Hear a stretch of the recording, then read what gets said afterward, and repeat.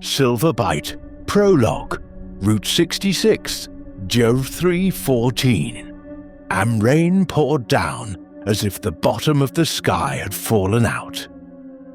The windshield wipers of the old Ford Mustang couldn't keep up with the deluge. Only blurry shapes were visible through the glass. Mike Stevens sat at the wheel, his hands trembling violently. The white shirt on his right shoulder was stained a deep crimson, and the bleeding showed no sign of stopping. Damn it! Damn it! Damn it! Mike punched the steering wheel. He was afraid to look in the rearview mirror, but he looked anyway. Behind him, in the pitch-black darkness where the red glow of the taillights fell, there was nothing. Just rain and asphalt. But Mike knew. It was there. It was hunting. It didn't get tired. It didn't stop. In the passenger seat lay his 7-year-old daughter, Emily. No, she wasn't sleeping. She had passed out. Clutched in the little girl's hands was a wooden box carved with strange ancient symbols. Mike realized now that stealing this box had been a fatal mistake.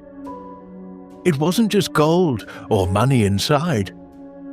Inside this box was something that belonged to him. The car engine suddenly sputtered.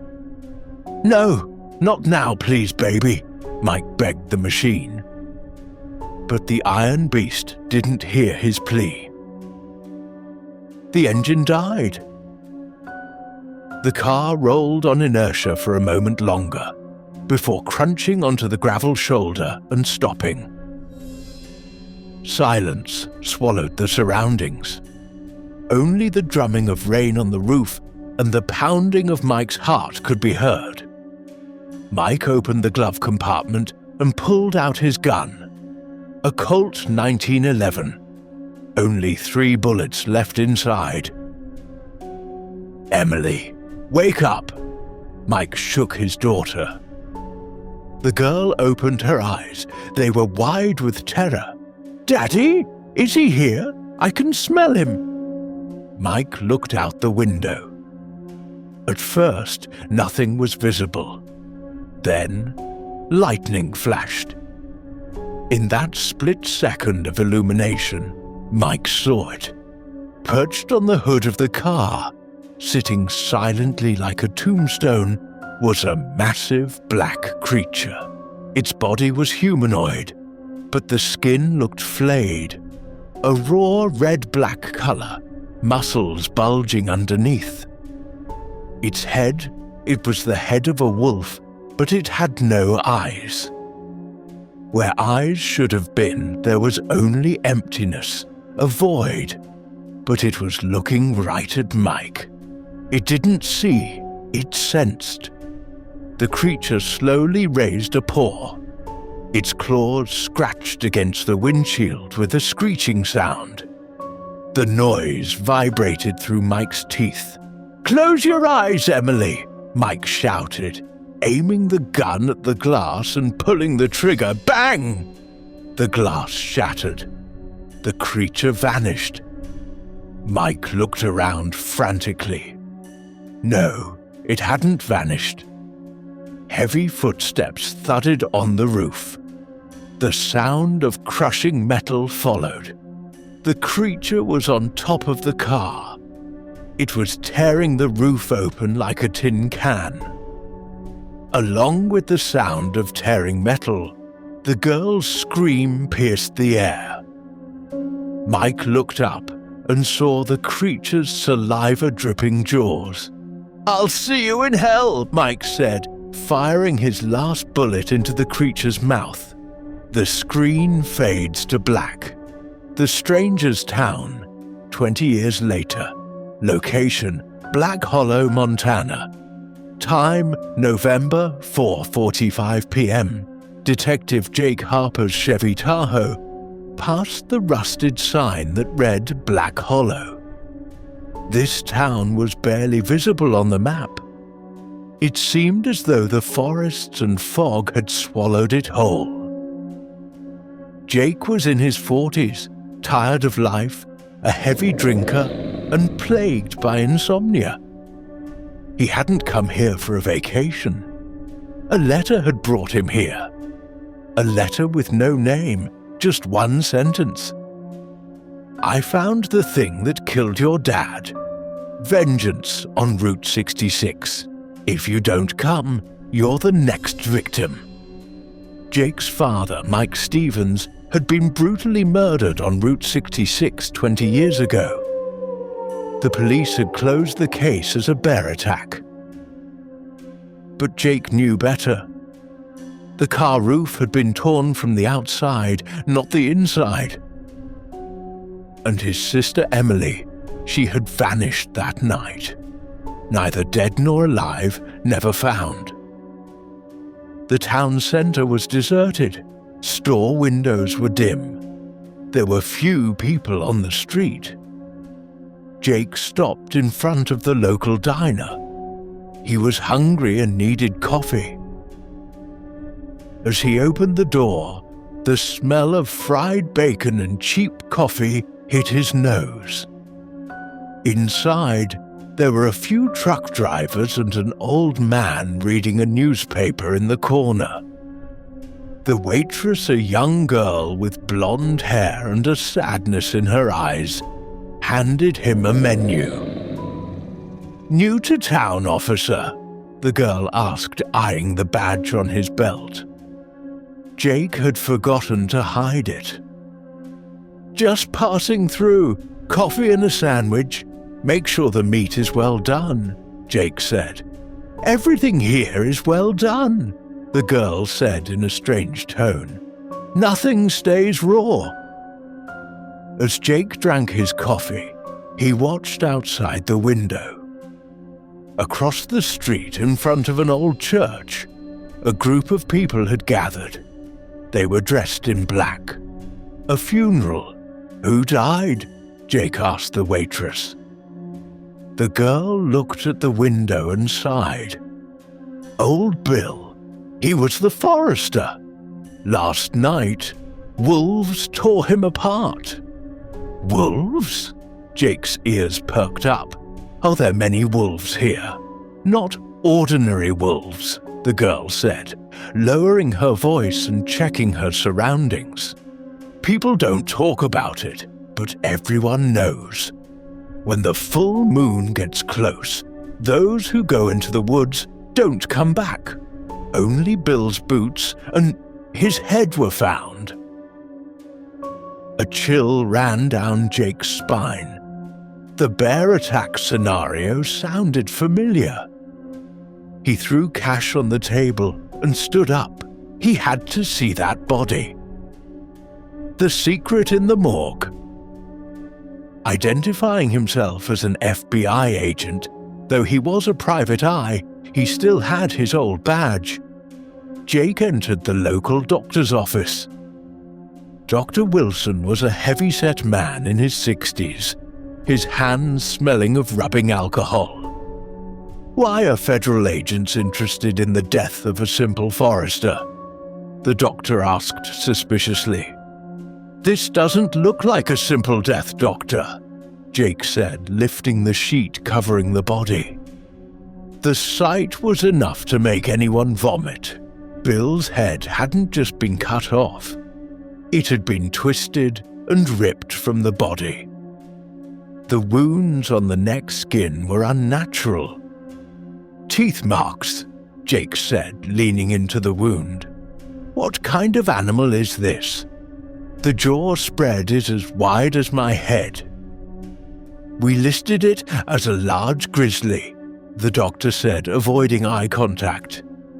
"My advice to you, Agent, get in your car and leave. This town has its own laws. We don't bother them, and they don't bother us." "Them? Who are they?" Jake grabbed the doctor by the collar. "Speak!" "The ones in the woods," the doctor whispered, trembling. "Skinwalkers, an ancient legend. But this legend comes alive at night. They can walk in human form. Maybe the waitress you spoke to. Maybe the sheriff on the street. Any one of them could be one. Suddenly, the lights in the morgue flickered and died. Pitch black darkness. "Damn generator," the doctor muttered, fumbling in the dark toward the door. Crunch! Something hit the doctor. Jake heard a groan, then the sound of bones snapping. "Doctor!" Jake pulled his gun and clicked on his flashlight. The beam of light hit the floor. The doctor was gone. A trail of blood led across the floor toward an open ventilation shaft. The shaft was too narrow for a human to fit. How did the doctor fit? Or was he dragged inside? Jake approached the mouth of the shaft and looked up. From the darkness, 2 yellow dots stared back at him. Eyes, and a low, inhuman laugh echoed, "Welcome, Jake. We've been waiting for you." The night escape. The hunt begins. Jake didn't hesitate. He fired into the mouth of the shaft. Bang! Bang! A savage shriek and the sound of scratching metal echoed from inside the vent. The eyes vanished, but Jake knew it hadn't left. It was just looking for another way in. The morgue door was kicked open. Sheriff Hawkins and 2 deputies stood in the doorway. "Drop the gun, Harper!" shouted the sheriff. "The doctor is dead! They pulled him into the wall." Jake didn't lower his weapon. "I said drop the gun. You're crazy, just like your junkie father." The sheriff didn't want to hear Jake. Jake realized the police were either conspiring with them or blinded by fear. He didn't want to be arrested. A jail cell was just a convenient cage for feeding time at night. Jake shoved the heavy morgue table with all his might, sending it crashing toward the officers, and threw himself toward the back door. Bang! The sheriff's bullet whizzed past his ear, shattering a tile on the wall. Jake burst into the backyard. The rain had started again. He vaulted over the fence and ran toward the old warehouses on the edge of the forest. Behind him, he heard the barking of dogs and sirens, but that wasn't the worst part. From the forest came another sound, a long, drawn-out howl that froze the blood. It wasn't police dogs, it was them. They sensed Jake had run, and they were hunting. Sarah's cabin. Jake ran for an hour through the cold rain, deep into the woods on the edge of town. He slipped and fell into the mud. His breath was caught in his throat. Suddenly, a flashlight beam cut through the trees. Jake aimed his pistol. "Don't shoot, it's me, Sarah," said the waitress from the diner. She was holding a large hunting rifle. "What are you doing here?" Jake wheezed, standing up. "Saving you, you idiot. If you stay out here, they won't even find your bones by morning. Come on, move!" They reached a small wooden cabin hidden among the trees where Sarah lived. The walls of the house were hung with strange herbs and silver horseshoes. As soon as they entered, Sarah locked the door with 3 heavy iron bolts and lowered thick bars over the windows. "They killed Dr. Wilson," Jake said, warming himself by the fireplace. "I know," Sarah said dryly. "He owed a debt to the pack. They collected." "What pack? Speak plainly." Sarah handed him hot tea and looked Jake in the eye. "You don't know the history of Black Hollow. In the 1800s, there was a silver mine here. When the miners starved, they ate each other. That cannibalism awakened an ancient Indian curse, the Wendigo, but it spread like a virus. Now, half this town isn't human. During the day, they are normal people. The sheriff, the mayor, the shopkeeper. At night, they changed their skin.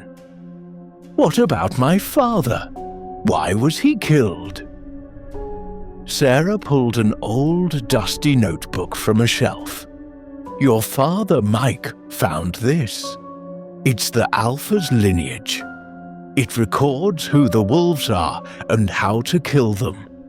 When your father tried to reveal this to the world, they hunted him down. And your sister Emily, is she alive? Jake's heart nearly stopped. She might be alive, but she's not your sister anymore. They don't kill children, they change them. Silver and blood. The first attack past midnight. The silence outside was broken. Heavy footsteps were heard on the roof of the house. It sounded like a 100-kilo sack being thrown around. Sarah grabbed her rifle. Jake checked his pistol. Do you have silver bullets? Asked Sarah. No. Then you'll only make them angry with that. The door cracked. The wood splintered. A raspy voice came from outside. Sarah, open the door. We only want the stranger.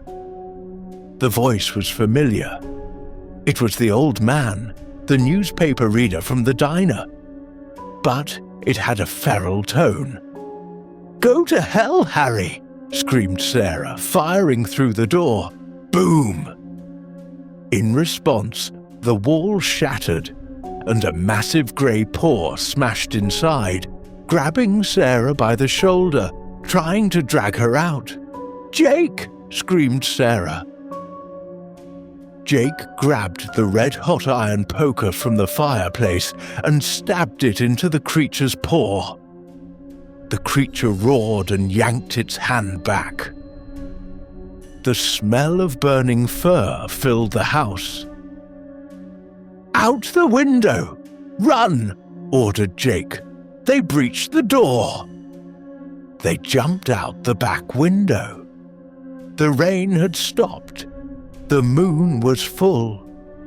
In the yard stood 3 creatures. Massive wolves standing on 2 legs, over 2 meters tall. Jake took Sarah's rifle and fired at the closest one. The bullet punched through the creature's chest, but it didn't fall. It laughed.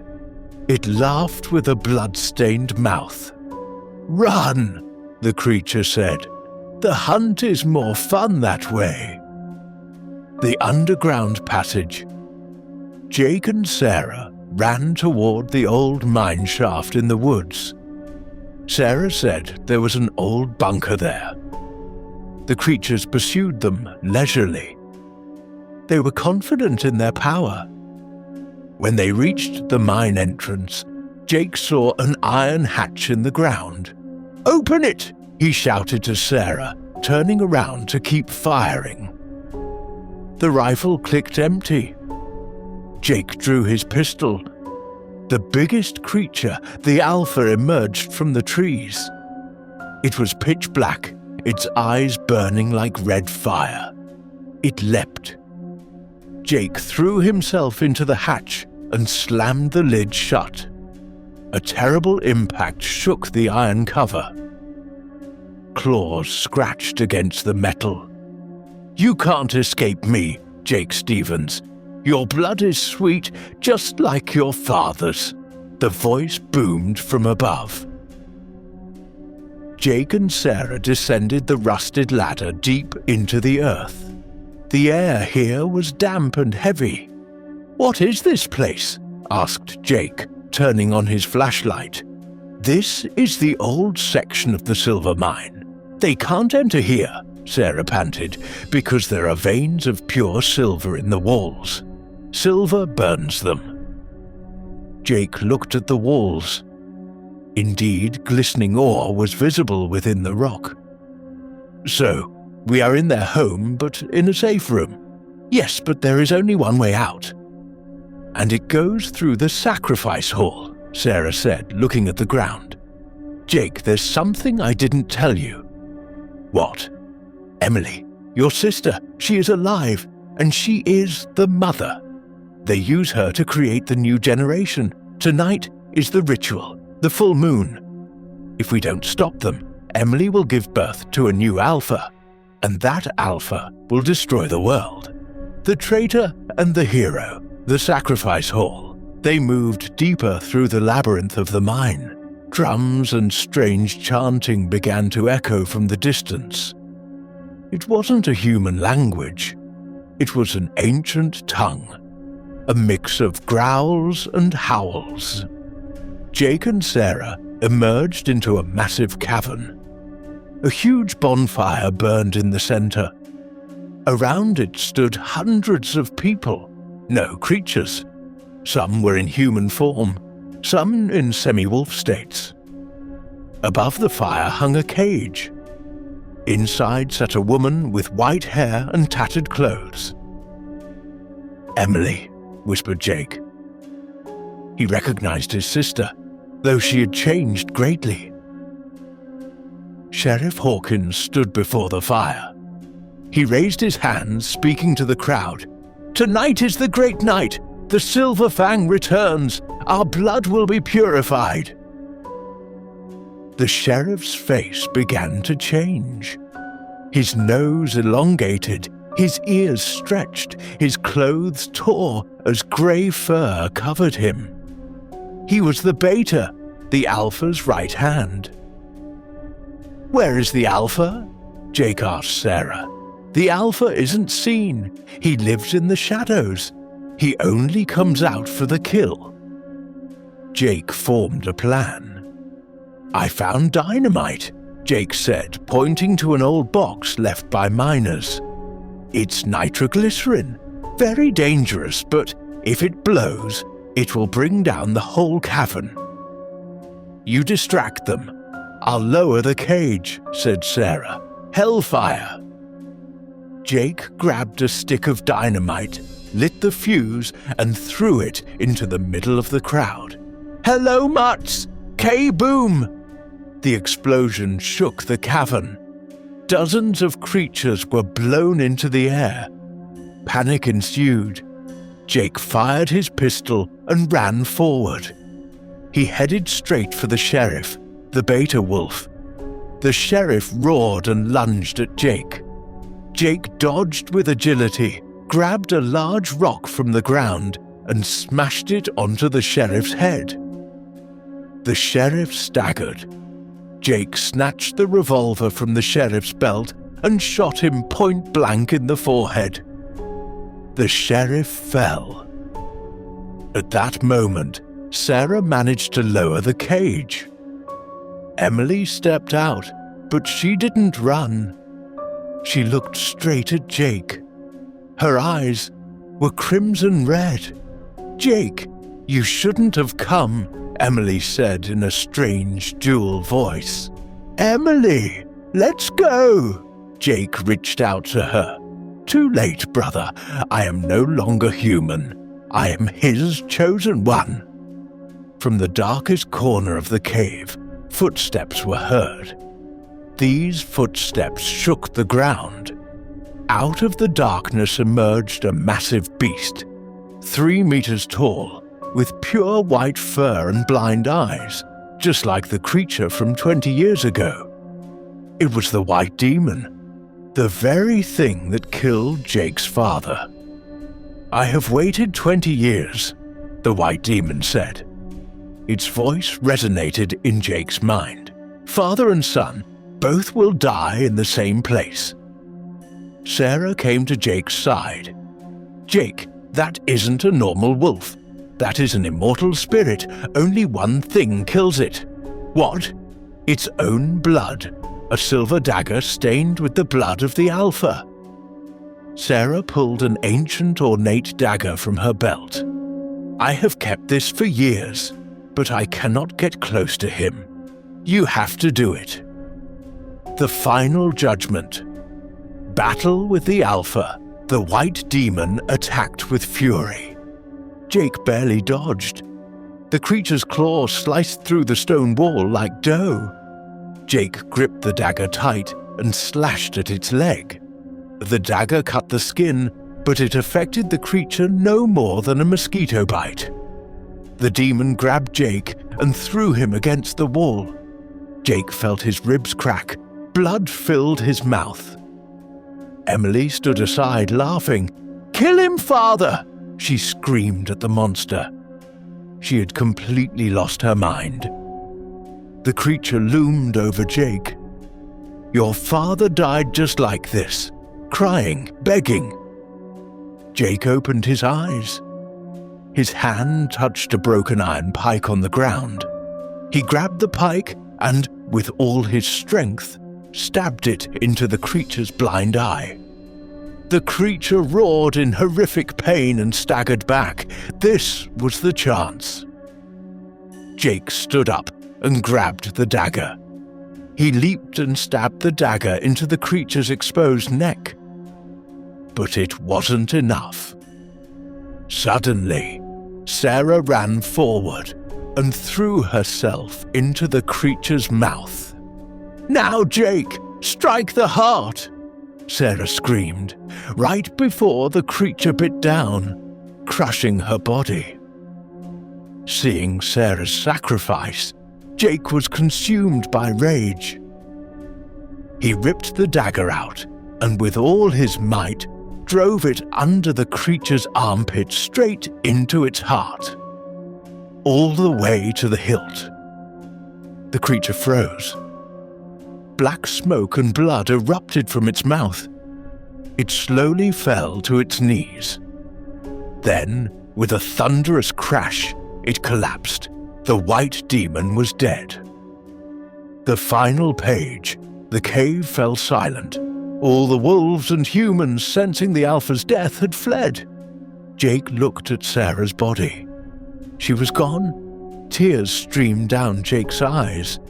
Emily lay in the corner. As soon as the creature died, the red in Emily's eyes vanished. She looked innocent again, like a 7-year-old girl, despite having the appearance of an older woman. "Brother," she said in a weak voice, "are we going home?" Jake sat beside her and stroked her head. "Yes, Emily, we are going home." Jake planted all the remaining dynamite on the cave's pillars. He wanted to destroy this cursed place completely. They walked out of the cave. Dawn was breaking. The first rays of the sun hit the forests of Black Hollow. Jake pressed the detonator. An earth-shattering explosion collapsed the mountain inward. The silver mine, the nest of monsters, and Sarah's body were buried forever. Epilogue. Jake and Emily were driving down the highway in an old Ford, not his father's, a different car. Emily was asleep. Jake looked in the rearview mirror. There was a small scratch on his neck. During the fight, the white demon had scratched him. The wound looked exactly like a letter. The letter A, Alpha. Jake looked at the mirror and smiled. For a split second, his eyes glowed yellow. The curse didn't end, it just changed owners.